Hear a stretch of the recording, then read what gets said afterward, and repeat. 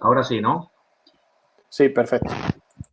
Que como bien decías, por problemas de aforo y, bueno, dadas las circunstancias de la COVID, pues no pudimos invitar a más amigos y colegas a la presentación, a la defensa de la tesis doctoral. Entonces, debido a eso, decidí proponer una charla explicando todo el desarrollo de la investigación llevada a cabo. Si no os importa, no voy a ser tan como la presentación de la tesis, ¿no? que tuvo que ser todo muy formal. Voy a tutearos, voy a hablar de manera más coloquial. He modificado muy poco el PowerPoint que utilicé para meter quizá alguna imagen más y hacerlo más ligero, vamos a decirlo así. Aunque me extenderé en algunas diapositivas, no tardaré media hora, tardaré un poquito más, con la intención de que pues, tengáis más información y todos aquellos que nos atrevisteis, lo digo en broma, a hacer preguntas en la defensa de la tesis, pues tengáis ocasión hoy libremente, ¿no? De preguntar todo lo que queráis. Bien, voy a compartir pantalla.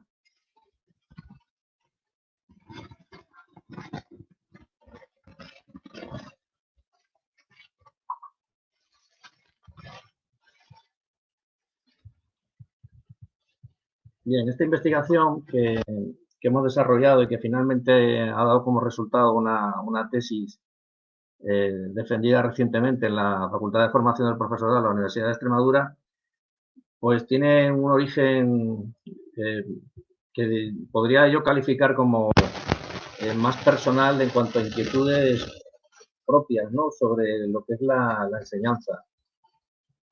Cada vez que salgo a la calle, pues no puedo dejar de buscar piedras, de buscar cosas, ¿no? Geológicas, vamos a decirlo así, buscar explicaciones. Antes de empezar propiamente dicha con la presentación, quisiera dar las gracias a todos los docentes que me ayudaron, que aparecen en pantalla, de 21 centros educativos de Extremadura. Sin ellos y sin sus alumnos, lógicamente, pues esta investigación hubiese tenido otras características, ¿no? Hubiese sido más descriptiva y con estas experiencias que hemos llevado a cabo con estos centros educativos de enseñanza secundaria, pues hemos conseguido darle una mayor verosimilitud a los datos, ¿no? Que hemos obtenido. Bien, como decía al principio, esas inquietudes personales, pues bueno, luego se trasladan a muchas actividades, ¿no? Que a nivel informal o no formal, pues hemos venido realizando desde no solamente nosotros, ¿no? Personalmente, sino otros que nos han precedido. Voy a poner varias imágenes de experiencias previas, vamos a llamarlas así, que bueno, nos pueden dar una idea o nos van a dar una idea, o a vosotros os van a dar una idea, mejor dicho, de por qué finalmente hemos realizado esta investigación. Aquí vemos, por ejemplo, la primera imagen de arriba a la derecha fue el Congreso Internacional, ¿no? De 1926, que se celebró en España. Y a partir de entonces, pues bueno, ha habido numerosas actividades en las que se ha divulgado la geología. Voy a ir pasando varias diapositivas donde vais a ver diferentes pues pósters, diferentes fotos, diferentes relacionados eventos y demás, ¿no?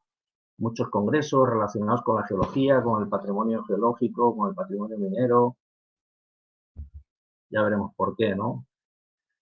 Muchas experiencias relacionadas también con eventos de tipo seminario, jornadas,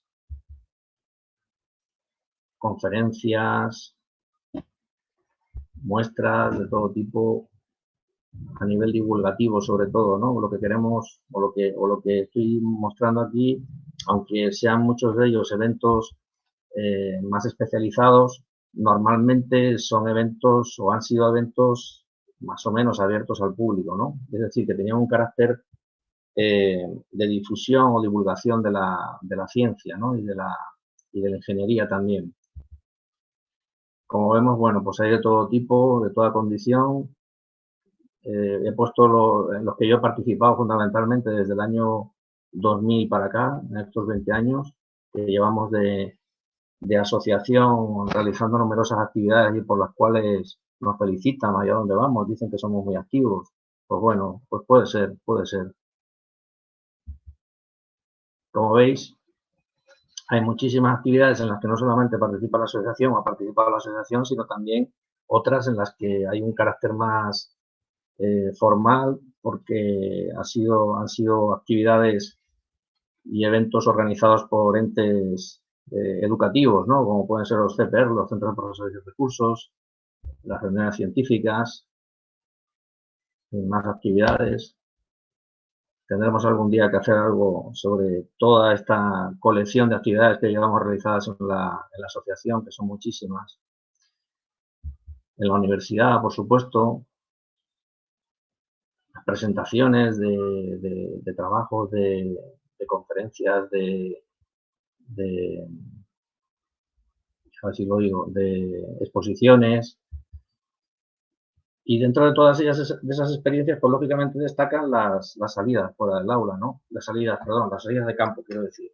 No me quiero adelantar. Las salidas de campo con las cuales, lógicamente, nos identificamos todos cuando realizamos una actividad en la que la geología tiene una particular vinculación, ¿no? Es decir, no existe o no se plantea a nadie prácticamente realizar una actividad divulgativa geológica sin una salida al campo o una salida fuera del entorno habitual para ver in situ pues elementos como las huellas fósiles que vemos arriba a la izquierda de Portugal,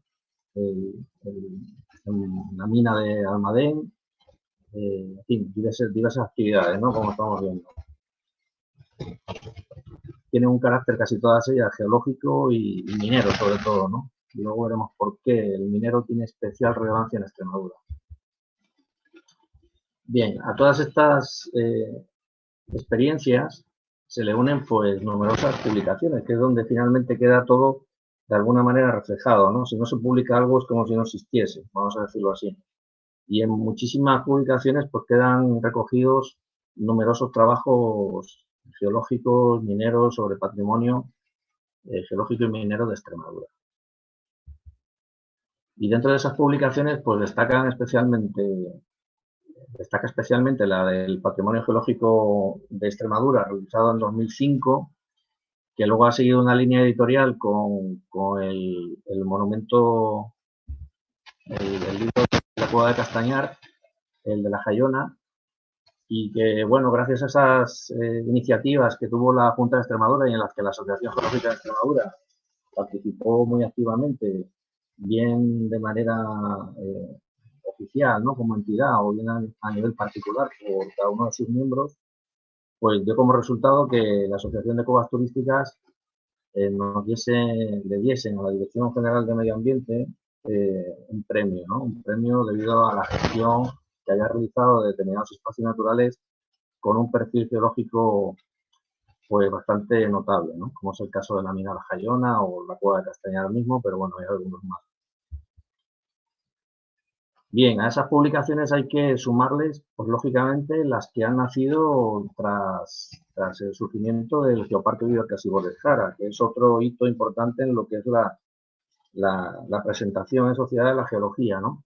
La geología se está conociendo últimamente por nuestro volcán Cumbre Vieja, pero la geología en Extremadura, por ejemplo, a través del Geoparque Biodiversidad de Jara, como ocurre en otros lugares de España donde se está fomentando la creación de geoparques, unas figuras muy importantes para la protección del patrimonio geológico, pues como digo, han surgido numerosas publicaciones de perfil más o menos geológico, pero sobre todo educativo, que es lo que más nos interesa, ¿no? Destacar aquí.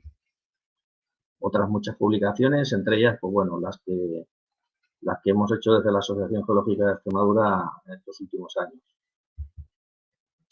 Pero claro, dentro de todas estas experiencias previas, seguro que a muchos les falta algo, ¿no? Hay algo que echan de menos, vamos a decirlo así, ¿no? Y hay dos fundamentalmente que vamos a reseñar especialmente. Una es, la primera experiencia es las Olimpiadas de Geología. Las Olimpiadas de Geología, como saben, es una competición sobre aspectos geológicos que se desarrollan anualmente en cada región de España y en algunos casos en cada provincia, dependiendo del caso. Y bueno, aquí en Extremadura viene realizándose desde hace varios años y consiste en un examen teórico, en una prueba práctica y una evaluación de los resultados, ¿no? De la prueba de Extremadura, como de otras comunidades autónomas y provincias, al final los que sacan, digamos, una nota destacada van a la prueba nacional y los que a su vez destacan en la prueba nacional van a una prueba internacional, al estilo de otras muchas olimpiadas científicas, ¿no?, que hay por España. Y en la Olimpiada destaca sobremanera muchísimo el aspecto referido a la actividad fuera del aula, ¿no? Ya podemos hablar, propiamente dicho, de una actividad que no es una actividad de campo en sí, sino bueno, una actividad que intenta asemejar pues una salida de campo, vamos a decirlo así. La fundamental en este caso es la prueba de práctica, ¿no?, que suele ser una prueba mixta de visu, fundamentalmente, de rocas, fósiles, minerales. Y dentro de la Olimpiada, a su vez, hay una actividad, o suele haber actividades directamente de campo, ¿no?, como visitas a lugares con aspectos geológicos y mineros destacados. Bien, la segunda actividad, lógicamente, y no puede faltar, es el geolodía. El geolodía es otra de las actividades fundamentales para comprender en qué situación nos estamos encontrando en cuanto a la sociedad, ¿no? La sociedad estaba carente prácticamente de conocimientos geológicos y la Sociedad Geológica de España pues vino a impulsar esta actividad que se celebra anualmente a finales del mes de mayo y que tiene como objetivo acercar nuestra geología a los ciudadanos. Entonces es una actividad gratuita, una actividad que intenta, pues bueno, abarcar diferentes aspectos de nuestra ciencia, diferentes disciplinas. Podemos hablar lógicamente, de minería, pero podemos hablar también en otras excursiones de paleontología, de geomorfología, etcétera. Entonces, en Extremadura, como vemos en el mapa de España, numerosos eventos, ¿no?, de geología, y en Extremadura pues ya llevamos unos cuantos, ¿no?, que veremos más adelante. En este mapa, aunque se ve un poco mal, vemos en negrita todos los celebrados hasta el momento. Vemos en la provincia de Cáceres, de norte a sur, Plasencia, Monfragüe, por supuesto, en el Geoparque en Castañar, en Cáceres, en Los Barruecos, en Malpartida, en Logrosán, y en Badajoz, por supuesto, en Mérida, en Burguillos del Cerro, Fuentes del León, Herrera del Duque, Quintana de la Serena, Magacela y Fuente del Arco, ¿no? Los Santos de Maimona también. Bueno. Aquí voy a pasar varias diapositivas donde vemos todos los geolodías que se han celebrado. El geolodía sí se caracteriza por ser una actividad en la que la salida de campo es fundamental. Es, de hecho, el mayor atractivo que tiene para un ciudadano de a pie, que no sabe nada de geología. Entonces, esa salida ya de por sí es un atractivo para un día de campo, pero en el que además vamos a intentar explicar ciertos conceptos geológicos que, bueno, pues la mayor parte de la gente no comprende, ¿no?, por diversas cuestiones. Es un reto, ¿no?, desde luego, porque a veces algunos geolodías los hemos realizado en la ciudad. Y en la ciudad, claro, hay que buscar lugares adecuados para simular una salida de campo. Vemos aquí, por ejemplo, en la foto de la izquierda, en el Rincón de la Monja en Cáceres, pues un afloramiento rocoso en el que explicamos varios conceptos de estratigrafía y sedimentología. Existen numerosos lugares en Extremadura donde podemos sacar mucho partido a nuestra geología, como es el caso de Fuentes del León, ¿no?, donde se visitaron las cuevas de Fuentes del León, que es monumento natural también. Se repitió en el caso de Cáceres un geolodía en la ciudad, Y se repitió no por nada, sino porque el celebrado el primer año tuvo un éxito inusitado de aproximadamente 150 participantes. Entonces, es una demanda y ante la demanda pues tenemos que mantener una oferta, ¿no? Pero no es lo habitual, lo normal es ir recorriendo el territorio y no repetirse, ¿no? Aquí vemos una imagen de los Santos de Memona donde, bueno, se explicaba un yacimiento de corales pues muy importante, ¿no? Que existen allí. En Aldea Morel, las minas de fosfato, protagonistas de Cáceres también.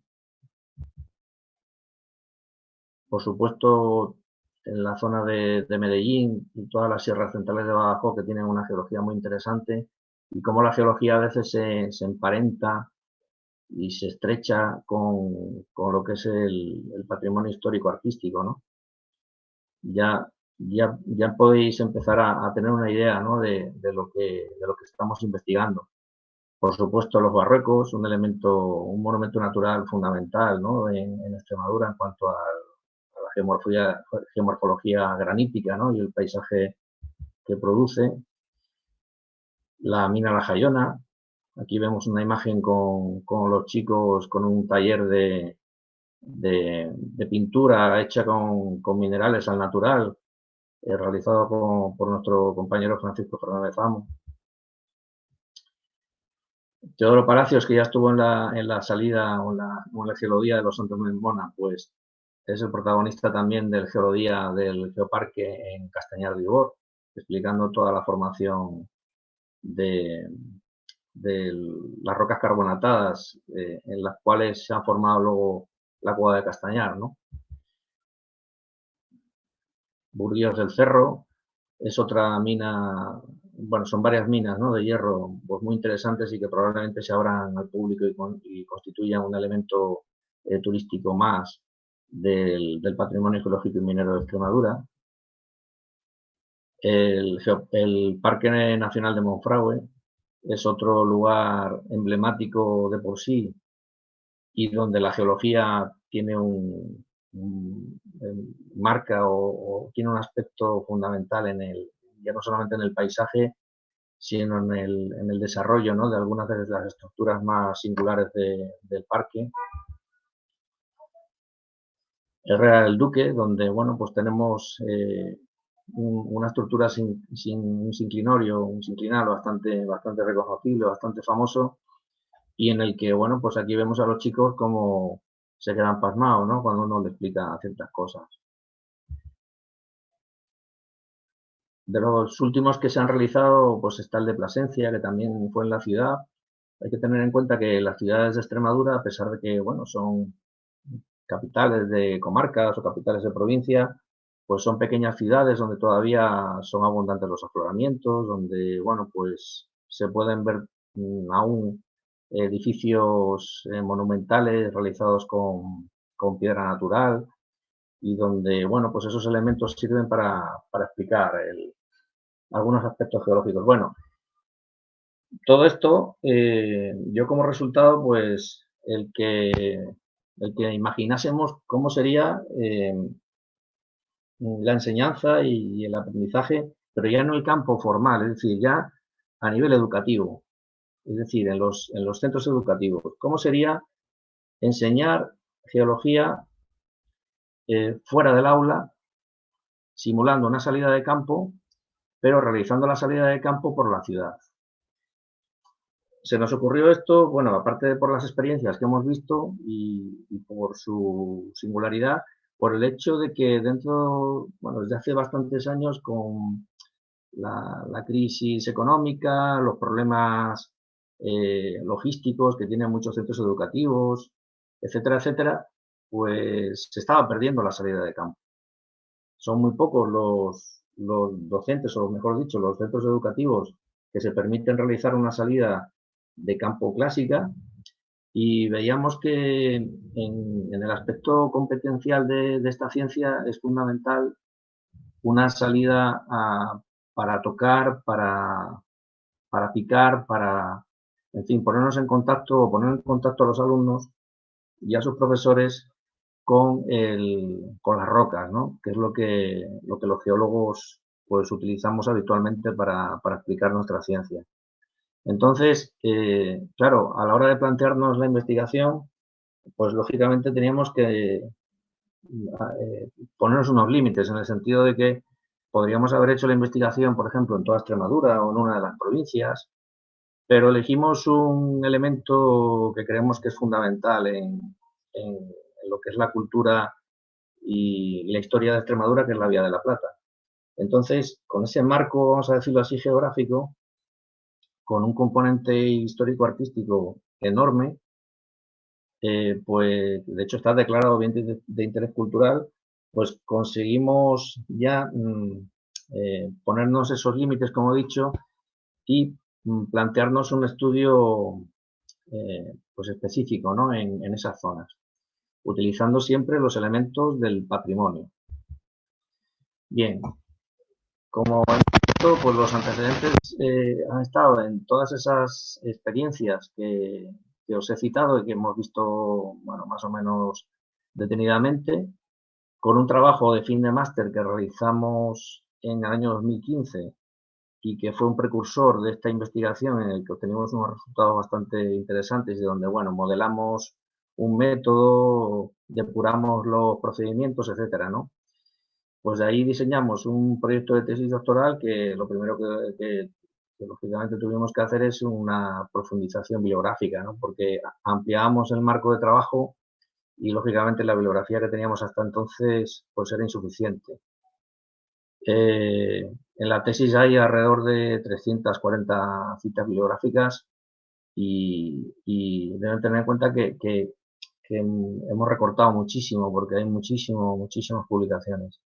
El proyecto sobre todo se basa en una, como he dicho, en un planteamiento de una investigación que es una depuración del trabajo que ya teníamos hecho básicamente en el TGM, donde, bueno, pues el aspecto protagonista es la intervención educativa. Llamamos así la intervención a lo que es el conjunto de la preparación de la salida fuera del aula, la salida propiamente dicha y luego el aspecto relacionado con la obtención de los datos, ¿no? De esa salida, con los cuales obtenemos una serie de conclusiones que veremos más adelante. Y todo eso pues ha dado como pie a una tesis doctoral. Bien, el objetivo es, ya lo he citado antes, más o menos, ¿no? Dentro de ese marco educativo que tenemos, el poder conseguir que los docentes puedan enseñar o mejorar el aprendizaje o conseguir que los alumnos aprendan conceptos geológicos, ¿no? Los llamamos geocientíficos en la investigación por tener por utilizar un término más amplio. Otro de los objetivos es que los alumnos conocieran los recursos geológicos asociados, lógicamente, a su localidad, a la localidad en la que estuviese el centro educativo, pero sobre todo a la propia Vía de la Plata, y teniendo en cuenta que la Vía de la Plata discurre de norte o de sur a norte en aproximadamente 300 kilómetros, pues estamos hablando de tener un conocimiento, bueno, bastante interesante de lo que, bueno, puede ser Extremadura, ¿no? Básicamente. Por supuesto, un aspecto que nos parecía importante es no enseñar la geología de manera aislada, ¿no? Sino relacionada con otras disciplinas, ¿no? Las ciencias, entre ellas la geología, una ciencia experimental eh, claramente identificable como la biología, la física o la química, pues hay que relacionarlas con las tecnologías, con las ingenierías, con las matemáticas y también con otras ciencias no experimentales, como pueden ser la historia, la arquitectura, etcétera. Es muy interesante esto a la hora de explicar y entender por muchas cuestiones, ¿no? Que se plantea uno cuando enseña geología en la ciudad. Bien, otro aspecto fundamental y que nos marcamos como objetivo es la utilización de los mapas conceptuales. Los mapas conceptuales son unas herramientas bueno, que se crean en Estados Unidos, en California, y son muy útiles para conseguir lo que llaman los expertos en pedagogía el aprendizaje significativo. Son herramientas que pueden utilizar los propios alumnos para diseñar de alguna manera un esquema de aprendizaje propio.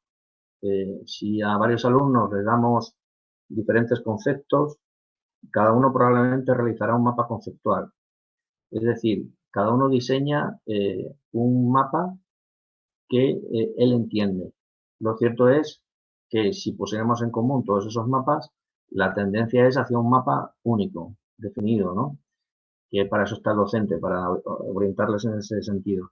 Y hemos visto que los mapas conceptuales, por ejemplo, son muy útiles cuando realizamos salidas fuera del aula, pues durante poco tiempo. Si una salida fuera del aula para explicar un concepto como puede ser el ciclo de las rocas, se realiza durante 50 minutos, que es lo que dura una clase ordinaria, pues con el mapa conceptual avanzamos mucho en la enseñanza y creemos pero queremos haber probado que se avanza mucho en el aprendizaje.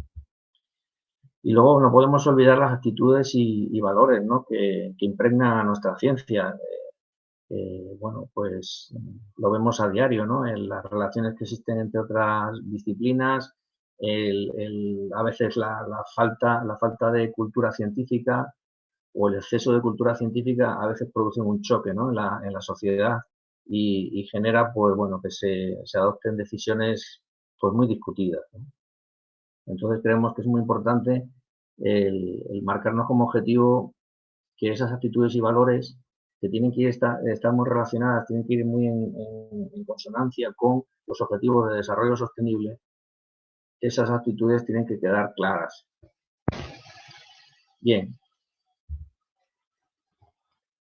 Para realizar la investigación, pues lógicamente tenemos que estudiar, voy a seguir dándole para que veamos la diapositiva al completo. Tenemos que estudiar el marco teórico o sobre tres bases fundamentales, ¿no? ¿Qué queríamos estudiar? Pues los recursos científicos de Extremadura, que es lo que queremos enseñar, básicamente. Como he dicho antes, ¿dónde lo vamos a hacer? Pues en la Vía de la Plata, en los centros educativos de la Vía de la Plata. ¿Y cómo vamos a hacerlo? Pues enseñando, utilizando las metodologías de la didáctica de las geociencias, ¿no? Donde hay muchísimas experiencias, como vemos aquí abajo, de entidades las que podemos fijarnos y de hecho son la base de las experiencias previas, ¿no? Que hemos visto al principio. Siempre con un trasfondo, como he dicho antes, de objetivos de desarrollo sostenible que no debemos perder de vista bajo ningún concepto. Bien. ¿El qué? Pues estudiamos los recursos científicos y lógicamente tenemos pues unos precursores. Desde hace ya, pues eso, bastantes siglos tenemos a gente que ya estudiaba sus cositas, ¿no? Por ejemplo, Jerónimo Audige, que estudiaba los terremotos, o Ventura Reyes, el matemático de Castuera, que habló, ¿no? Vamos a decirlo, sobre fósiles. Eran gente, bueno, pues muy inquieta, muy curiosa y bueno, pues ya hacían sus pinitos con estas cuestiones geológicas. Luego ya pasamos a naturalistas del calado de Guillermo Bous, de Lille Play, Bernal, Berrand, en fin, todos los que vemos ahí en la diapositiva, que viven en una época en la que, bueno, la exploración como tal, ¿no? Y ciertas inquietudes más o menos particulares consiguen al final concretarse en trabajos bastante específicos, ¿no? Luego, si queréis, hablamos de alguno de ellos, ¿no? De sus trabajos. Y ya cuando llegamos al siglo XIX, bueno, pues tenemos a personajes, bueno, el tránsito 19-20, tenemos a personajes como César Rubio Muñoz, que fue el presidente del Instituto Geológico y Minero, que fue uno de los artífices del Congreso de 1926, aquella foto que vimos al principio. Y por supuesto, la saga de Hernando Hernández Pacheco, y que con su hijo Francisco Hernández Pacheco, que hay que decir de él, vemos esa magnífica fotografía de Francisco Benítez Mellado, donde está el ilustre naturalista pues observando, ¿no? esas zonas de Alcuéscar, que era su lugar de nacimiento. Y luego tenemos a Ismael Rosso de Luna, que fue uno de los ingenieros de minas, pues impresionante, de una calidad extrema, que murió muy joven y que acabó siendo pariente bueno, cuñado de de Francisco Hernández Pacheco. Aquí vemos una imagen los tres, don Eduardo, que le decían Pachecón, don Francisco Pacheco y Ismael Rosso de Luna. Y luego, por último, a Vicente Sorbaina. Vicente Sorbaina, que es un referente de la geología, de los estudios geológicos en Extremadura, y que, bueno, a él se le debe sobre todo el Museo de Geología de Extremadura, que fue durante muchísimos años uno de los mejores de España. Y ya pasamos al periodo del siglo XX y el actual, donde, bueno, pues tenemos lógicamente, hay una expansión en la especialización, en el conocimiento, donde, bueno, pues sobre todo empieza con los geólogos que vienen de otras universidades a estudiar el macizo esférico, que es un macizo que permite a los geólogos estudiar toda la secuencia geológica en un espacio definido, ¿no? Que es el oeste de la península ibérica. Y bueno, pues muchos de los que vemos ahí, Losse, Mate, Burka, de Vila, muchos de ellos nos suenan, ¿no? Como personajes que marcaron pues una línea de investigación. En algunos casos, como el caso de Losse, gracias a él hubo 47 tesis doctorales en España, ¿no? Entre España y Portugal, en lo que es el macizo esférico. Y para que veamos pues la importancia, ¿no? que tenía para esta gente el estudiar el sustrato geológico. Luego, por supuesto, a ellos le siguieron pues la playa de geólogos y geólogas de universidades españolas, Granada, Huelva, Madrid, etcétera. Por supuesto, la Universidad de Extremadura y todas las instituciones, ¿no? que han trabajado en Extremadura, empezando por el ICME y acabando por la asociación, la modesta Asociación Geológica de Extremadura. Bien, la importancia, como he dicho, de la geología, pues se ve aquí, ¿no? Vemos el macizo esférico y vemos dónde está situada Extremadura. Extremadura está situada en un lugar, pues, muy privilegiado, ¿no? Para conocer la geología. Esto es lo que el mapa de referencia, digamos, que deberíamos tener cualquier docente que sale con sus alumnos a explicarles algo relacionado con la geología, sobre todo la geología de Extremadura. Es un mapa simplificado, ¿no? de su geología. Y esta diapositiva es muy importante porque si hay algo que casi todo el mundo sabe, sobre geología me refiero, es su aprovechamiento. El aprovechamiento minero sí que es algo que la sociedad en general conoce, ¿no? Conoce pues bien de oídas o de primera mano. Pues es que Extremadura, como otras muchas regiones de España, pues ha sido eminentemente minera, ¿no? Y prueba de ello es el mapa del patrimonio minero de Extremadura, donde no se ve bien, lógicamente, porque no podíamos mantener la calidad de la escala, pero donde existe un patrimonio minero que atesora importantísimo, importantísimo y que debemos conocer y valorar, porque en algunos casos este patrimonio puede servir para recuperar de alguna manera las economías locales. Hay que no perder de vista que pues, muchas localidades disponen de lugares con un valor patrimonial minero enorme y que, bueno, pues lo que hace falta es hacer unos buenos estudios, unos buenos reconocimientos y, lógicamente, una inversión, ¿no? Pero eso ya lo tenemos. Sí, tenemos ya la base, ¿no? La materia prima, vamos a decirlo así. Bien, como hemos visto, los recursos geomineros pues pueden ser metálicos, ya hemos visto algunas imágenes antes, ¿no? Minerales sobre los metálicos industriales. Vemos aquí algunas imágenes, pues, los fosfatos, vemos la imagen del microscopio de barrido electrónico de la calderonita, ¿no? que tiene el nombre de Salvador Calderón, pero que tiene el holotipo aquí en Extremadura. Vemos una imagen muy bonita de la mina de Agua Blanca. Vemos el aprovechamiento de las rocas fundamentales en Pizarra del Rey. Hay aprovechamientos de áridos, hay aprovechamientos, los recursos geomineros pueden ser también patrimoniales, como he dicho antes, ¿no? Tenemos la materia prima, ¿no? Para poder desarrollar un patrimonio geológico y minero. Y, por supuesto, los museos, que son muy importantes a la hora de la enseñanza, de la pedagogía de las ciencias geológicas.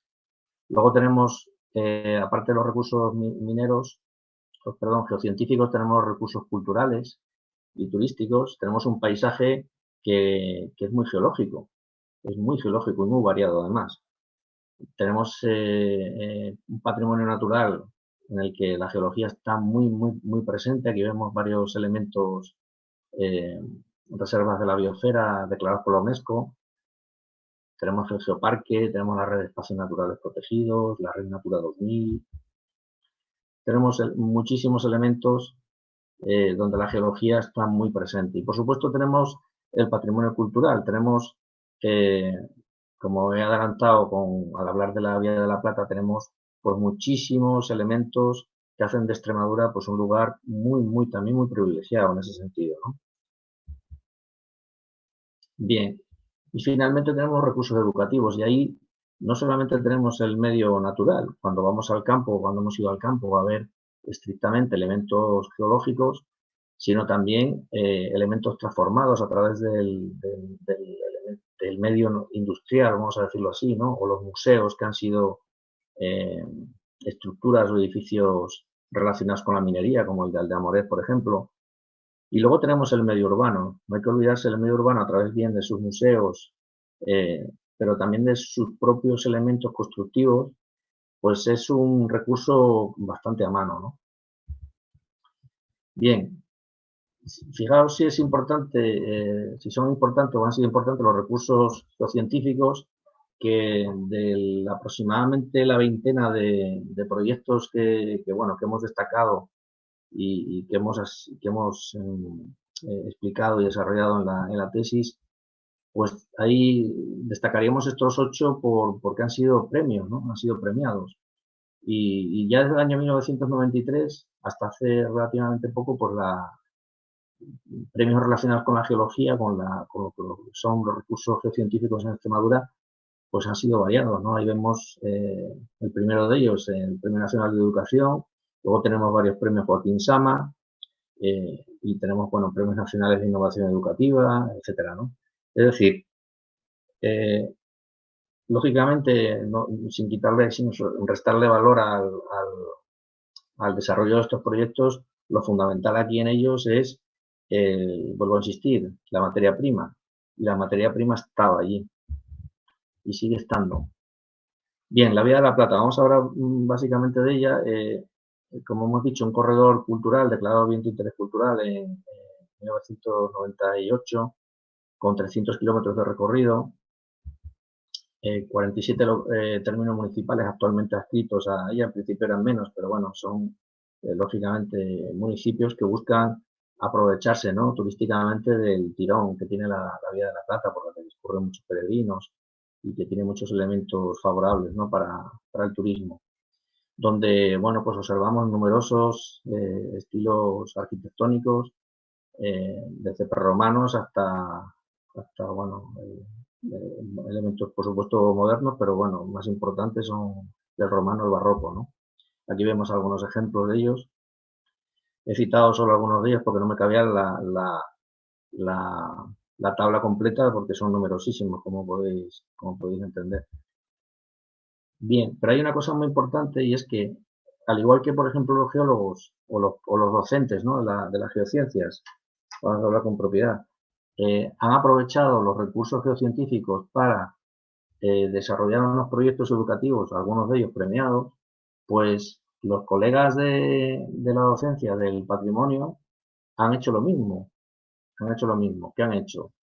Han hecho o han desarrollado proyectos educativos donde han utilizado el elemento patrimonial, el elemento que tenían a mano, lógicamente. Ellos lo tenían más claro, ¿no?, lo tenían más sencillo, y han utilizado el elemento que, pues eso, que estaba cerca de sus centros educativos y que ha servido en muchos casos para todos estos que vemos aquí, todos estos proyectos que vemos aquí han sido muy destacados y se siguen muchos de ellos utilizando hoy en día, no solamente por los centros educativos de secundaria, sino sobre todo de primaria, ¿no?, para valorar dentro de la educación, ¿no?, el valor del histórico artístico del patrimonio. Bien, la Vía de la Plata, lógicamente, paso muy por encima, tiene mucha relación con la geología. ¿Por qué? Porque, bueno, la Vía de la Plata no discurre por donde uno pudiera imaginar aparentemente sin ton ni son, sino que, bueno, pues normalmente utilizan criterios específicos a la hora de cruzar valles, de pasar vados y de cruzar montañas, ¿no? O sea, no obviaban la importancia del paisaje que está relacionado a su vez con la geología, ¿no? Y por supuesto, el propio elemento arquitectónico para construir los edificios, que era la piedra, ¿no? Que es en lo que nos vamos a basar nosotros. Bien, hemos visto la parte de los recursos, hemos visto el marco, que es el dónde, ¿no? La Vía de la Plata, y ahora vamos a ver el cómo, que es la didáctica de las geociencias, cómo, pues bueno, tenemos antecedentes de la enseñanza de la geología, antes incluso de que apareciese como tal en 1830, bueno, a principios del siglo XIX, con trabajos de Steno, de Hutton y sobre todo de Lyell, ¿no? Por supuesto, seguíamos hablando de una geología que no era tal, la ornitología, geognosia, mineralogía sí era una ciencia, lógicamente por su propia definición y por sus usos, ¿no?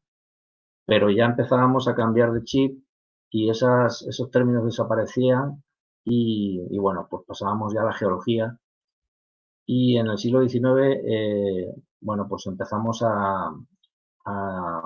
por lo menos en España y en el resto de Europa, porque al fin y al cabo en España se hacía lo que en Europa, el consolidar la enseñanza, la educación y la geología pasó a ser un elemento, la geología no como tal, sino la geología como ciencia, como otras muchas a la hora de implantarse en el sistema educativo, pero con un problema y es que de siempre, eh, si bien por el propio sistema educativo, según dicen algunos expertos, por las leyes tal y como están concebidas y que aún padecemos hoy en día, o por la cuestión que sea, pues ahí resumo, ¿no? El ambiente poco propicio para la enseñanza de las ciencias y de la geología en particular, un desinterés aparentemente por parte de la sociedad hacia esas ciencias y la escasa implantación del sistema educativo, como digo, padecemos hoy en día con la reciente formulación de la LOMLOE, ¿no? Y es curioso bueno, que la enseñanza el tópico este que tenemos en España de que no estamos preparados, parece que genéticamente, para las ciencias y sí para las letras es una tontería, porque ya en 1926, si no recuerdo mal, bueno, a principios del siglo, el Hegel, Kant y Krauss, pues ya implantaron sus filosofías que fueron recogidas por Julián Sanz y Francisco Giner y que dieron pie a la institución libre de enseñanza que demostró que lógicamente la ciencia se puede explicar y además es entretenida, ¿no? Como vemos en la foto de la derecha, con numerosas experiencias educativas, sobre todo con niños en el equivalente a los niños de primaria de hoy en día, ¿no? Bien, en esta diapositiva lo que expongo es el procedimiento que hemos seguido para realizar la investigación. Ahora hemos visto el marco teórico, hemos visto esas tres partes necesarias para pues eso, ordenar nuestra cabeza, ¿no? A la hora de diseñar la investigación. Y esta es la metodología. Entonces, la metodología es más sencilla de lo que aparentemente parece en segunda diapositiva, porque lo que vengo a explicar aquí es que el investigador, en ese caso que era yo, cuando me reunía con los docentes, lo que hacíamos era diseñar una intervención educativa que se basaba en dos cosas. Lógicamente, una salida fuera del aula con el alumnado, en cada centro educativo se iba lógicamente a un sitio diferente, se utilizaban los mapas conceptuales y se realizaba la visita, pues yo que sé, a la iglesia del pueblo, al acueducto o al elemento patrimonial que tuviéramos más cercano, que podía ser también un afloramiento rocoso. Y eso por un lado, la salida fuera del aula. Y un cuestionario, esta es la clave de la investigación. El cuestionario era un cuestionario que se realizaba previamente a la salida y posteriormente a la salida. Entonces se valoraba la variación en la nota, vamos a decirlo así, en los conocimientos que supuestamente deberían, pues eso, mejorar, ¿no? Como creemos que así ha sido. Entonces, en esta secuencia investigativa vemos, voy a pasarlas. Tenemos una primera sesión en la que se prepara la salida. El profesor, bueno, pues enseña a sus alumnos dónde se va a ir, etcétera, y se pasa el pretest antes de la investigación. Se pasa el pretest que llamamos. Se realiza la salida, propiamente dicha, donde yo estoy como investigador y, bueno, pues, por supuesto participan también los docentes que acompañan a los alumnos. Y en la tercera sesión posterior se realiza el segundo examen, ¿no? El post-test. Y una explicación a posteriori de bueno, los resultados, ¿no? Básicamente.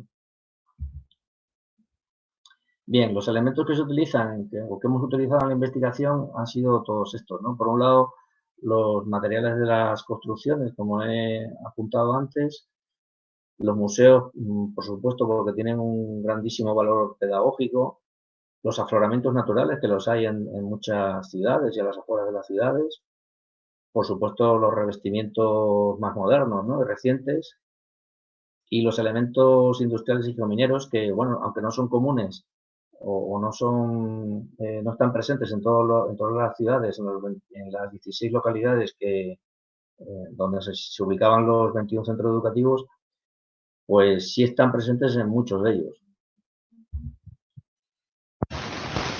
Los cuestionarios estaban diseñados de tal manera que, bueno, eran cuestionarios de 20 preguntas con 4 respuestas posibles, de las cuales una era la correcta exclusivamente. Y, bueno, se validaron a través de unos índices matemáticos, ¿no? Para evaluar su calidad y, bueno, resultaron ser bastante idóneos, después de varios repasos bastante idóneos. Y una cosa muy importante es que en todos ellos, o en el conjunto, mejor dicho, del cuestionario, se tenían en cuenta los 8 conceptos que consideramos pues, clave, ¿no? Estos conceptos emanan de alguna manera de las 10 ideas claves, ¿no? Bueno, investigadores como Pellinazzi y otros, pues han definido a lo largo de estos años. Entonces, es muy importante destacar esto porque, claro, algunos cuestionarios aparentemente solamente tratan algunas cuestiones, quiero decir, solamente tratan aparentemente de un tema o de una idea, pero sin embargo habían varias ideas, ¿no? En las preguntas, en muchas de ellas. Entonces, nos da una imagen clara de que se ha hecho un esfuerzo importante en abordar una temática amplia, ¿no? De la geología. Aquí vemos todas las ideas y creo que, bueno, que hemos sido bastante ambiciosos en ese sentido. La muestra que se ha seguido han sido los 21 centros educativos repartidos, como vemos en el mapa, a lo largo de toda la Vía de la Plata, 727 alumnos en total de tercer y cuarto de enseñanza secundaria obligatoria, con una paridad aproximadamente, bueno, casi perfecta entre género masculino y femenino, y bueno, menos alumnos de tercero que de cuarto. Bien, ya estamos acabando. Los resultados que aportó la investigación los hemos resumido en un par de diapositivas. Aquí vemos, perdón, en la diapositiva, en la parte de la izquierda, vemos aprobados y suspensos por género y curso en el pretest. Cuando observamos esto, pues claro, nos echamos las manos a la cabeza y dijimos, ¿cómo es posible que aprueben más chicos que chicas? Esto no puede ser. Si toda la población, ¿no? estudiantil tiene la normalidad, pues estas diferencias no son normales.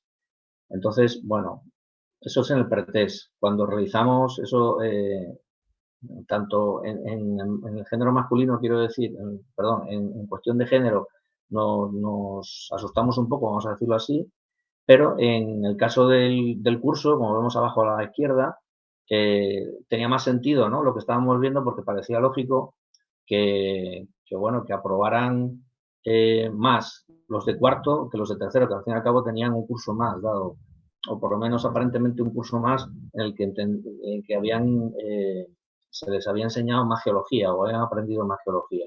Entonces, bueno, esa podría tener sentido. La de arriba, quizá no. Entonces, bueno, ese era el pretest, vamos a decir así. Pero claro, el conjunto de la investigación lo que analiza es la comparación entre el pretest y el posttest, ¿no? En la de la derecha vemos un detalle de lo que hemos visto a la izquierda en cuanto a calificación concreta, ¿no? Por género y por curso. Vemos la arriba a la derecha. Es como un desglose de la de la izquierda, ¿no? Por nota, vamos a decirlo así, suspensos, aprobados, bien, notables, etcétera. Y abajo lo mismo, pero para el curso. Bien, pero cuando empezamos a hacer una comparativa entre el pretest y el posttest, ya los datos empiezan a encajar más, ¿no? Empiezan a ser más normales. Todos ellos tienen una significancia alta, como podemos ver en las pruebas en los valores de las pruebas realizadas, ¿no? Arriba a la derecha. Y bueno, aquí uno de los aspectos, podemos ver los números, pero lo importante es ver las gráficas. Entonces, por ejemplo, la gráfica que está en el centro a la derecha, vemos la calificación global pretest y la calificación global posttest, ¿no? Entonces, lo que estamos viendo al principio en el pretest es que hay, bueno, una curva más o menos normal en torno a una nota de, como vemos en la tabla, de 5,6, ¿de acuerdo?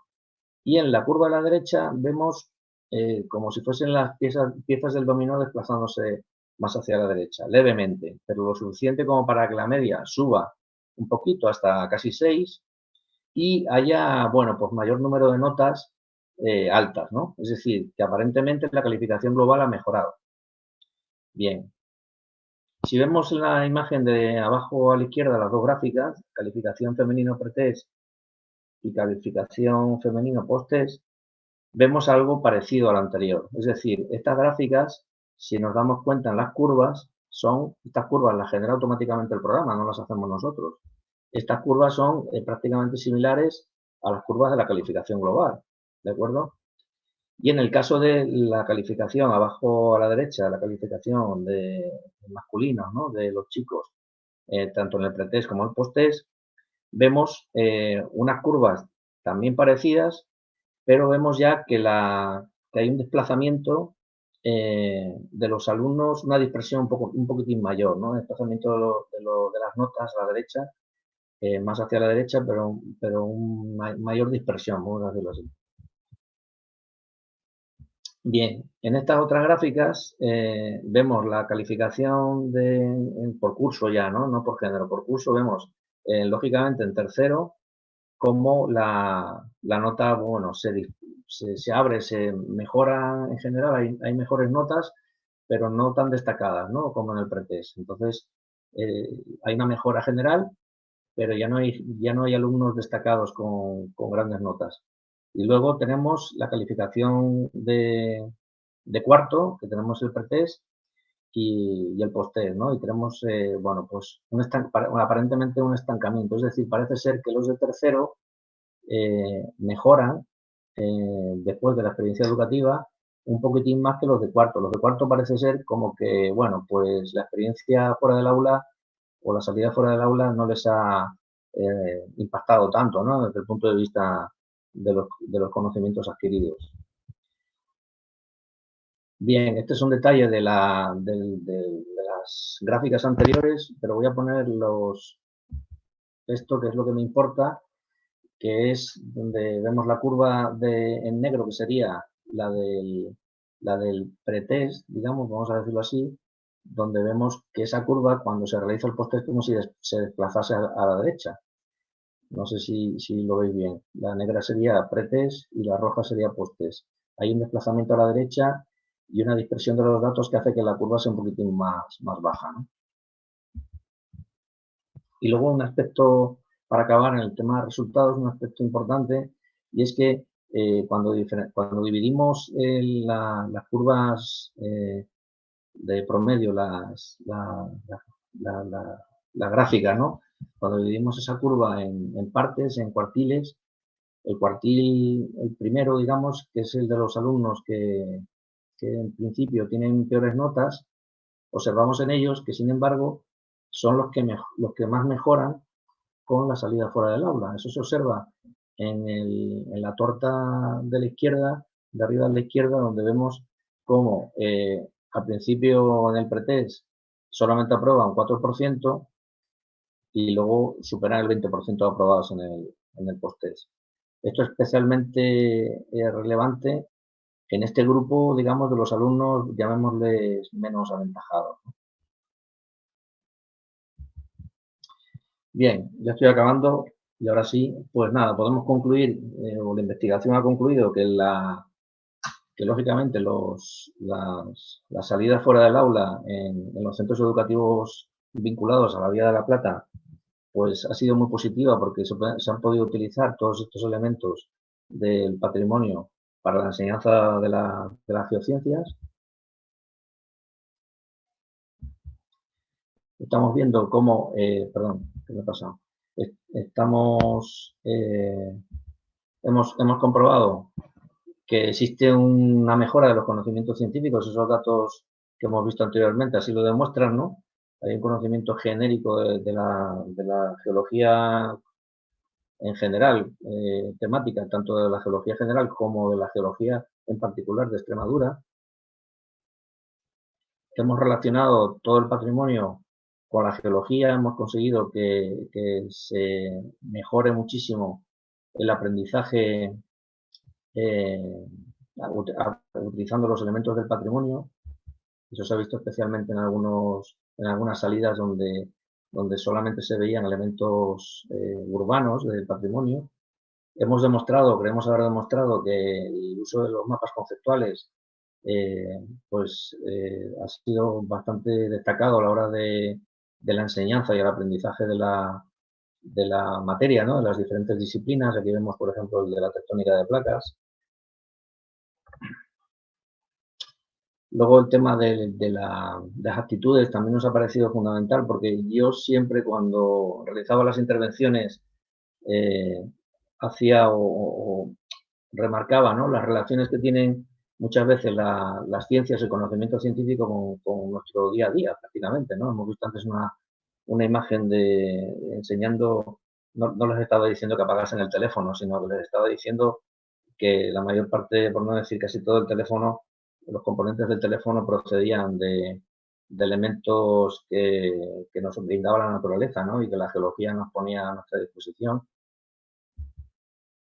Y bien, esos han sido los objetivos y, bueno, también es cierto que la investigación pues ha tenido sus limitaciones, ¿no? Por supuesto, la bibliográfica ha sido la primera, porque hay que tener en cuenta que en las investigaciones modernas normalmente no se debe pasar de más allá de 5 años atrás, 10, ¿no?, como mucho. Y como podéis imaginar, los tres pilares, ¿no?, del marco teórico pues tienen recursos bibliográficos amplísimos, muy antiguos y todos ellos muy importantes. Entonces, esa limitación para mí ha sido tremenda porque no podía, lógicamente, leerme todo y tenía que marcar un límite, ¿no?, porque si no estaría todavía redactándola y leyendo. Entonces, ese es uno de los problemas que yo creo que tiene la limitación, o sea, la investigación esta, ¿no? Otro aspecto fundamental es que cuando se diseñan los cuestionarios se tienen que analizar muy bien los índices. Antes he hablado de los índices matemáticos, son el de dificultad y el de homogeneidad fundamentalmente. Y estos dos índices no se utilizan habitualmente para analizar los cuestionarios. Un docente elabora un cuestionario para un examen y no analiza el ítem desde un punto de vista matemático. Y sin embargo, ese análisis puede servir para darle pues una mayor calidad, ¿no?, vamos a decirlo así, al examen o al cuestionario que se elabore.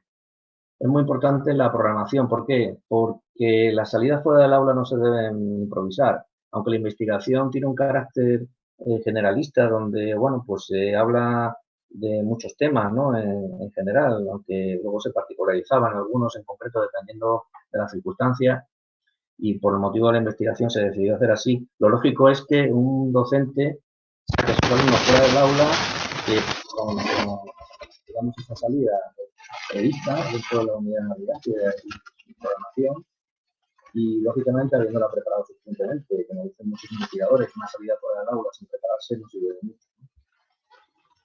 Bien, y como líneas de investigación, nos han parecido importantes el comentar, ¿no?, las actividades estas fuera del aula en diferentes marcos. Habría que investigar un poco pues cómo se plantearían en primaria, cómo se plantearían en secundaria, cómo se plantean en la universidad, en fin, o cómo se plantean con alumnos con algunas particularidades, ¿no?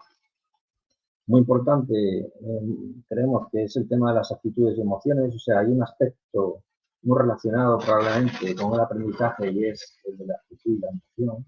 Es decir, cómo un chico o una chica es capaz de aprender más fácilmente una materia, como puede ser la geología, a veces de difícil comprensión por diferentes cuestiones, ¿no?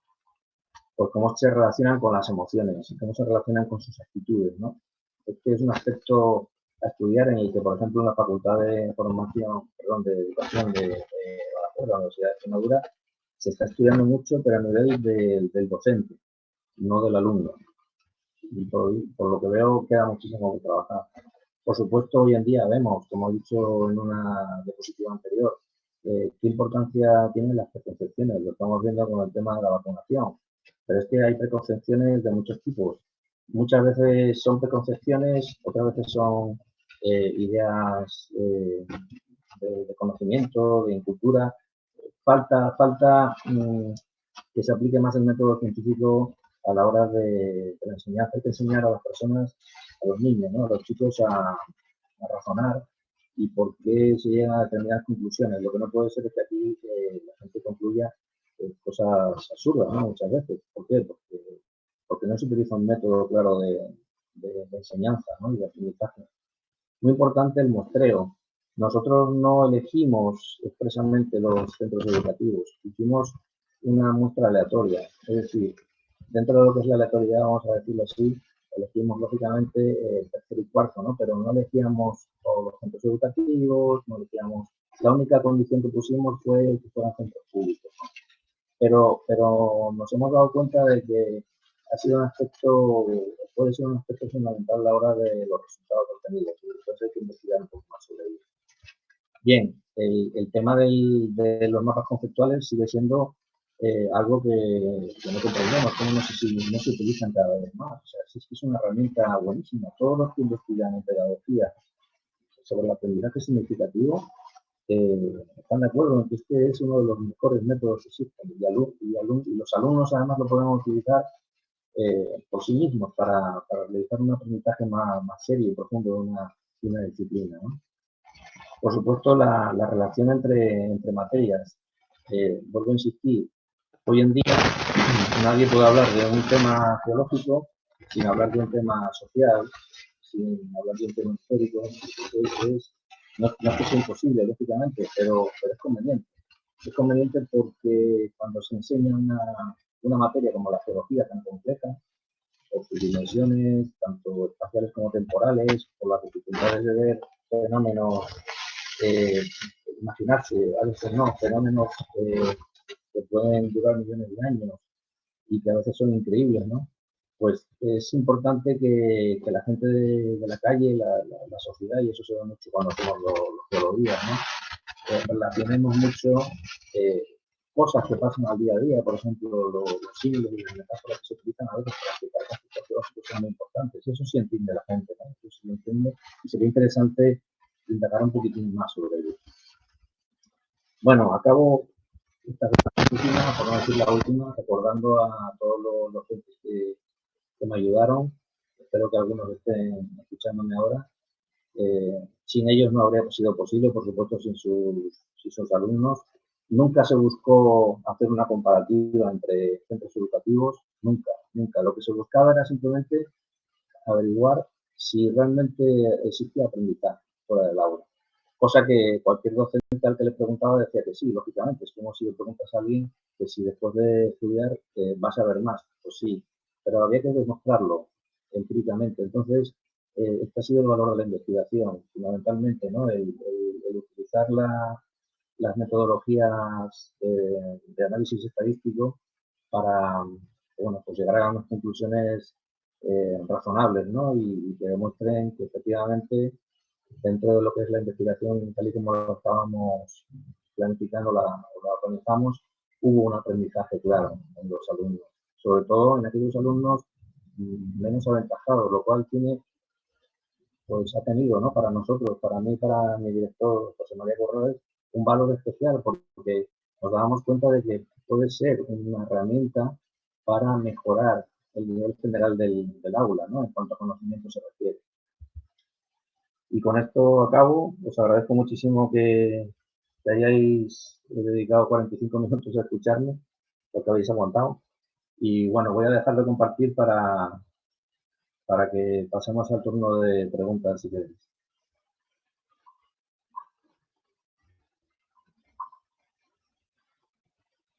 Muy bien, Eduardo. Muchas gracias por tu exposición y tu intervención. Y ahora eso, si alguien quiere hacer alguna pregunta, pues que aproveche que está aquí Eduardo con nosotros.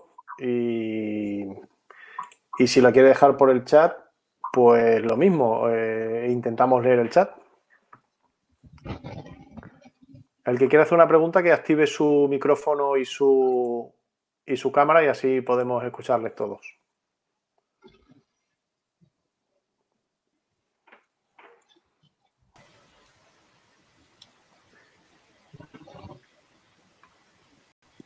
A ver, Maripaz. No, ¿habéis estudiado las dificultades a que se enfrentan los docentes a la hora de hacer salidas del aula para dar clases? Bueno, las dificultades son, no, o sea, yo sabía de las dificultades que tenían los docentes, y esa es una de las razones por las cuales también nos planteamos ofrecer un método alternativo, vamos a decirlo así, lo he explicado antes, alternativo a la salida de campo tradicional, que era sacar, como dice David Brusi, ¿no? Que lo dice muy bien, es sacar fuera del aula, ¿no? La clase. O sea, es como dar clase fuera del aula, al fin y al cabo. Entonces, eso de alguna manera, hombre, no iguala a una salida programada en un autobús, donde dedicas una mañana entera o un día entero a ver un sitio singular, como puede ser, yo que sé, el parque, ¿no? Que es un lugar extraordinario al que ir con los alumnos para aprender geología, pero a veces dificultades de todo tipo impiden hacer eso. Entonces, bueno, pues ofrecemos vamos a llamarlo un sucedáneo, pero un sucedáneo que permite a un docente enseñar y a un alumno aprender. Entonces, dentro de lo que significa eso, es una solución interesante en los tiempos que corren.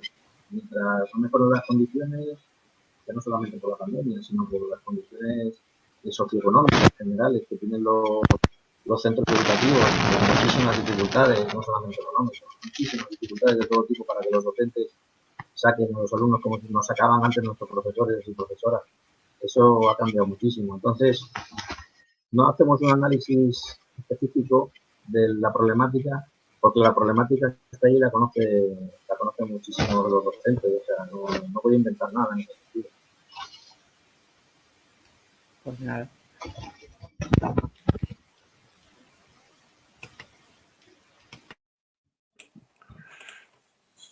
Bueno, Eduardo, si no hay ninguna pregunta más. Hola. Hola. Ah, sí. Venga, animaros. Sí, escuchamos. Hola, buenas. Mira, yo es que estoy trabajando en la mina de las Ayonas y ahí es muy evidente cuando vienen los cursos, los grupos de centros educativos, que la geología, cuando la ven de cerca, es muy atractiva y es verdad que les llama muchísimo la atención y les gusta mucho. Sin embargo, a ver, es evidente que la geología no está considerada desde un punto de vista social como una ciencia atractiva, por lo que da la sensación como que la materia prima es buena, pero que falla algo, por lo cual no es una ciencia que atraiga, como puede ser, yo qué sé, la ecología, ¿no? O mismo el birdwatching, ¿no? Que está ahora muy, muy de moda, la geología da la sensación como que no es tan atractiva. Después de estas actividades y de tanto manejar datos con alumnos, ¿qué puede ser lo que falle? ¿Qué información les llega al alumnado, digamos, de manera errónea para que no les atraiga tanto la geología como pueden ser otras ciencias, otras materias? Bueno, tú lo has dicho, porque en otras disciplinas, por ejemplo, las cosas se ven más fácilmente. Cuando vas a ver aves, las ves, ¿no? Y si no las ves todas, ves algunas. El problema que tiene la geología es que arrastra una cuestión, y es que la docencia no es sencilla y no es un problema de secundaria, que es lo que yo he estudiado. Es un problema de la universidad, es un problema también de primaria. Creo que se solucionaría mucho la percepción que tiene hacia las ciencias, y no hablemos de geología, hablemos de física, hablemos de química. O sea, hay materias que, bueno, por lo que sea, no se enseñan quizá convenientemente, o, o nosotros, cuando somos pequeños, no aprendemos unos conceptos fundamentales para luego llegar a la enseñanza secundaria, a la universidad y luego a la edad adulta, pues con unos conocimientos mínimos de esas materias. Y hablo, ya te digo, de geología como de cualquier otra. Lo que pasa es que hay algunas, como la biología, que lógicamente somos más permeables a ella, vamos a decirlo así. La geología tiene una cosa, que tiene una virtud que al mismo tiempo es un defecto. ¿La virtud cuál es? Que para conocer o entender muchos conceptos necesitas saber física, necesitas saber química y necesitas saber biología, en algunos casos. Y claro, eso que es una ventaja, porque al fin y al cabo el geólogo maneja ciertas herramientas de esas otras disciplinas, es un problema porque padece la dificultad que supone explicar la geología con todo eso. En el caso del volcán que estamos viendo en la televisión, ¿por qué tiene un proceso explosivo? ¿Por qué sale el magma más líquido? ¿Por qué tal? ¿Por qué cual?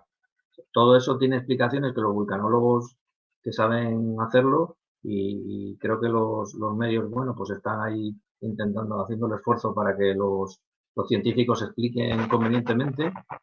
Pues, como digo, los vulcanólogos tienen una especial dificultad. ¿Por qué? Porque no es hablar de lava y de magma solamente, es hablar de muchas más cosas, de muchas más cosas. Y cuanto más te metes en el tema, más difícil es explicarlo. Un ejemplo, explicar geología a un chico de la universidad o a una chica de la universidad es más fácil que explicárselo a un niño. A un niño tienes que explicar claramente el concepto. Y el problema del concepto geológico es que no lo está viendo. Se lo tiene que imaginar, como ocurre con las matemáticas, con la física o con la química. Entonces utilizamos muchas veces, los docentes utilizan muchas veces analogías para poder explicar el metamorfismo, por ejemplo, ¿no? Y ponen como ejemplo un queso fresco y un queso maduro, ¿no? Por decirlo así. O sea, los procesos a los que se somete el queso fresco para que madure. Pues una cosa parecida. Es decir, se utilizan herramientas y trucos para, para hacer una docencia adecuada, pero no te sabría responder por qué exactamente está ocurriendo eso. Entonces, bueno, es difícil. La geología tiene siempre ese hándicap y tiene esa belleza, ¿no? Porque creo que es la parte bonita. Claro, es que si es por eso realmente, al final lo que queda es nada, hacerse la idea que siempre va a ser una ciencia, digamos, de segunda división en cuanto a, yo que sé, al impacto. Pero bueno, sí, puede ser eso, claro, por lo inaccesible que sea, es verdad que no es tan atractiva a lo mejor como Claro, otra cosa. Lo mira, que pasa es que mismo con los ejemplos que has puesto, mismo, por ejemplo, lo de las Olimpiadas, me ha llamado muchísimo la atención, lo de el Geolodía, me ha encantado, realmente se ve como que sí que genera interés y ya le digo, allí en la mina se ve mucho. Lo que pasa es que es verdad, a lo mejor es más inaccesible que salir al campo simplemente y ver un ave. Sí, eso puede ser, ¿verdad? cuando ves las cosas, como por ejemplo, estamos viendo el volcán, ¿no?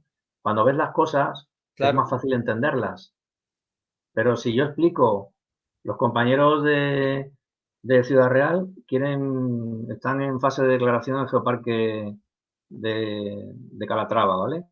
Y ahí hay un vulcanismo fósil, y claro, no es lo mismo ir allí y decir que aquello que vemos ahí enfrente es un volcán y la lava y el cono y esto y lo otro, que ver el volcán como estamos viéndolo ahora mismo en la televisión.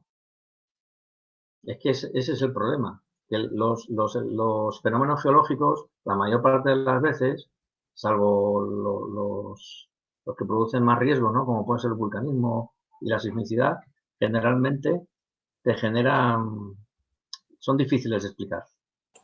A ver, Eduardo, por dar un poco más de dinámica, Francisco.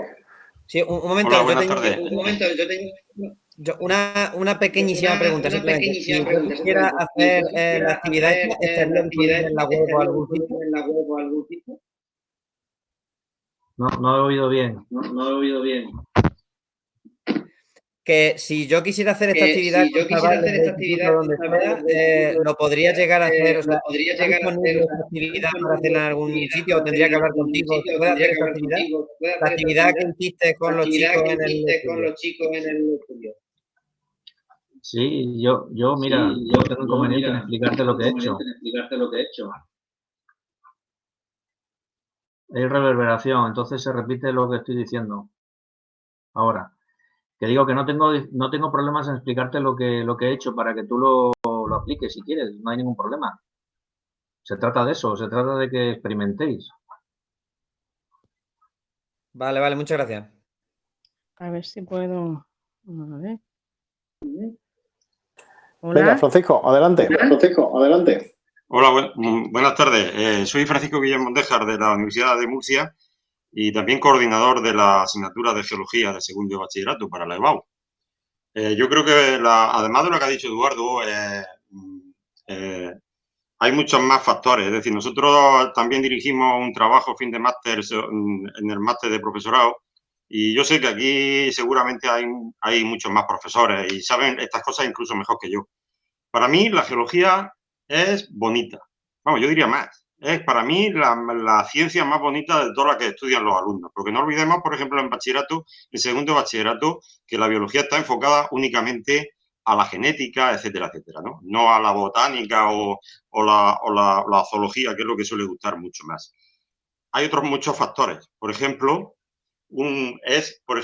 que a mí me ha gustado mucho la diapositiva que has puesto, lo de geología médica. Es decir, ¿por qué las ponderaciones para geología cuenta la mitad para entrar a un grado de universitario? La geología cuenta la mitad que la física, la química o la biología o otras asignaturas que incluso son menos afines. Esa sería una de las causas principales. Otra de las causas principales es que la geología no se da en cuarto de la ESO, ni en primero de bachillerato en los institutos. Yo sé que hay profesores aquí, no me meto en que sean biólogos, ambientólogos, geólogos, me da lo mismo, porque yo como coordinador de segundo de bachillerato, solamente este año, por ejemplo, los profesores son todos biólogos y son unos profesores buenísimos, dando siempre la geología. Es decir, por ejemplo, hay una bióloga aquí en mi pueblo de Molina de Seguro que ha conseguido 22 alumnos en segundo de bachillerato. Un disparate. Entonces, las cosas son mucho más complejas, pero no por que la geología sea fea. En eso no estoy de acuerdo. ¿Por qué? Porque yo me llevo a los propios profesores al campo y disfrutan. Y, en fin, tenemos que reivindicar más otras cosas todos los coordinadores que coordinamos en la asignatura de geología. No sé si tú lo eres en Extremadura o no. Por ejemplo, ahora mismo está la nueva ley, en el cual le van a cambiar como mínimo el nombre, digo como mínimo porque no sé los contenidos, a la geología de segundo de bachillerato. Y vuelve a llamarse, bueno, no vuelve exactamente lo mismo, pero se llama geología y medio ambiente. ¿Qué significa eso? Que la mitad del contenido que ahora mismo es geológico va a pasar a ecología otra vez. Pues todas estas cosas tenemos que juntarnos todos e evitar que estas cosas no se lleven a cabo. De hecho, la EPE, la Asociación para la Enseñanza de la Ciencia de la Tierra, pues hizo que firmáramos un documento a favor de la nueva ley para que la geología se mantenga e incluso sea mejor de la que hay.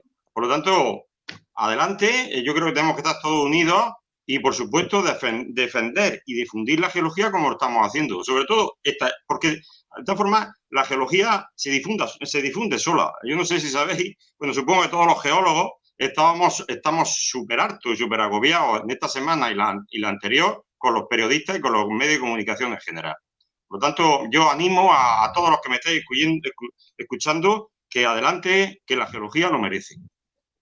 Gracias. Yo estoy de acuerdo contigo y creo que evidentemente cuando la geología es bien explicada y cuando la geología es enseñada por gente que le dedica pasión, a la gente le encanta. Y de hecho nosotros en la GES tenemos muchas experiencias de actividades que organizamos en los geolodías o actividades que organizamos, pues, bateos de oro y demás. A partir de que un chaval aprende geología de alguien que le enseña geología de una forma diferente, apasionada y aplicada, todos esos chavales después quieren ser geólogos, aunque después el sueño se les trunque por lo que estábamos hablando, ¿no?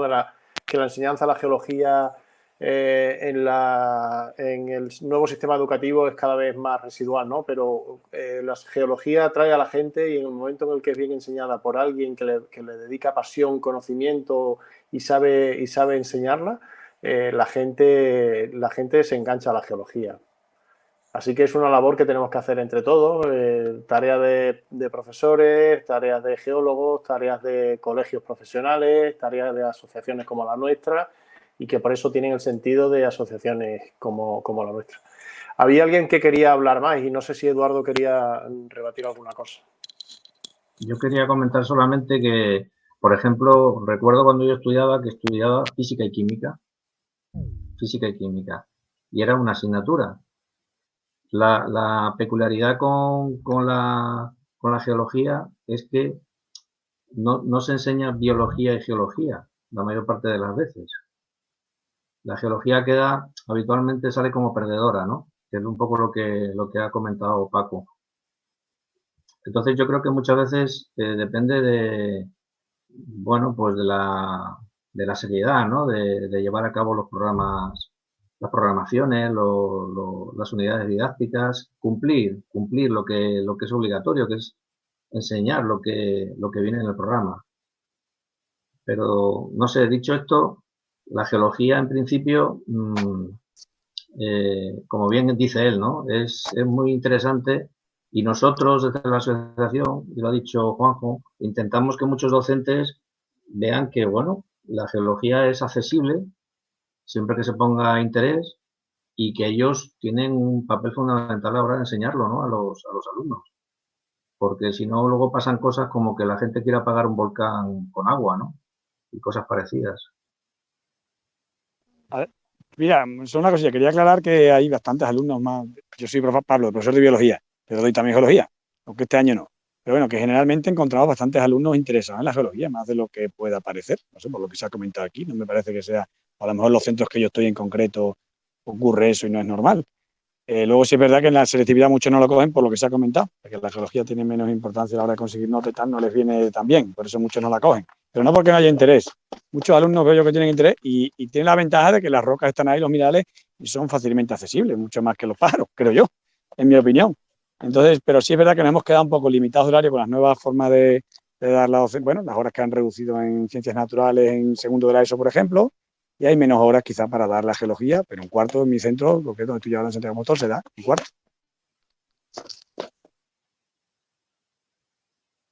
¿Eduardo? Sí. Hola, mira, soy Almudena de la Losa del ICME. Ah, ¿qué tal? Hola.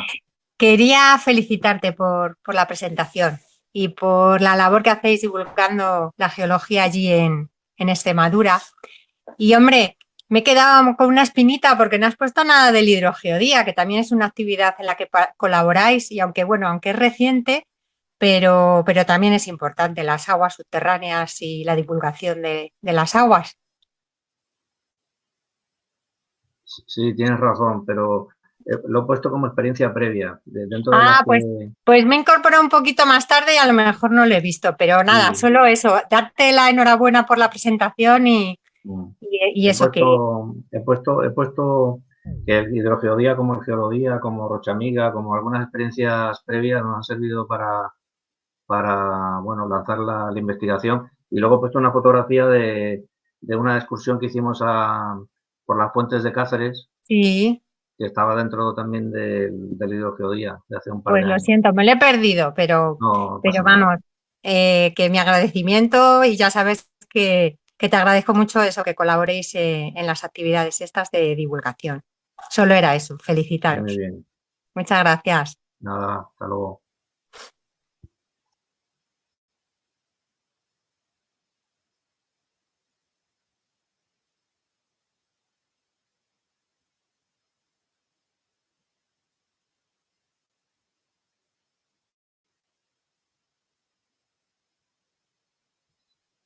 Bueno, pues yo creo que ahora sí ya es el momento de clausura. Yo creo que hemos estado casi más de hora y media.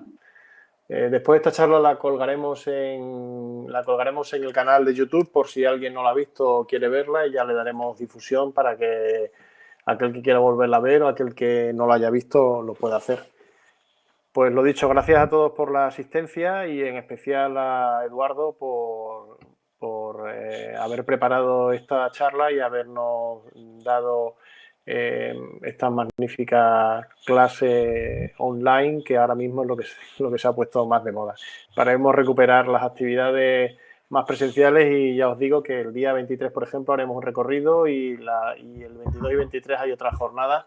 Mirar las actividades que vamos anunciando por AGES y allí podremos estar otra vez cerca de la geología, una vez que ya parece que va escampando este tema. Muy bien, pues nada, un saludo a todos y muchísimas gracias. Muchas gracias a vosotros. Hasta luego. Muchas gracias por organizar estas jornadas. Gracias, Eduardo. Gracias, hasta luego. Gracias. Hasta luego. Bueno, muy bien.